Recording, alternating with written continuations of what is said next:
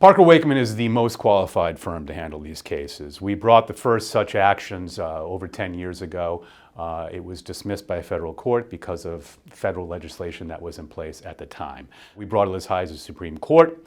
And before the case was even argued before the Supreme Court, we saw the writing on the wall. We knew this was going to be dismissed, so we started lobbying congressmen and senators to try to get new legislation put in place, such as that we have recently executed into law by President Biden. We were intimately involved in the drafting of that legislation and, as I said, the lobbying from the very beginning up until the end. We also have a very large mass tort section here at Parker Waichman. Mass tort is an area of law that these type of Camp Lejeune cases will fall within.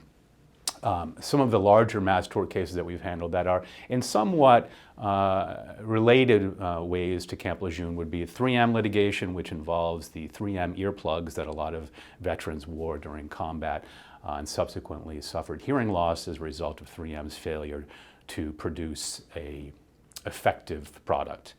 We're also intimately involved in the droga type actions, which of course is recovering monies for the injuries that first responders sustained in connection with the 9/11 cleanup. Also civilians who were in the area at the time who also had suffered from cancer and various ailments born from the toxins at Ground Zero as well. So we've been dealing with these types of litigations for decades, and we are the experts when it comes to that type of litigation.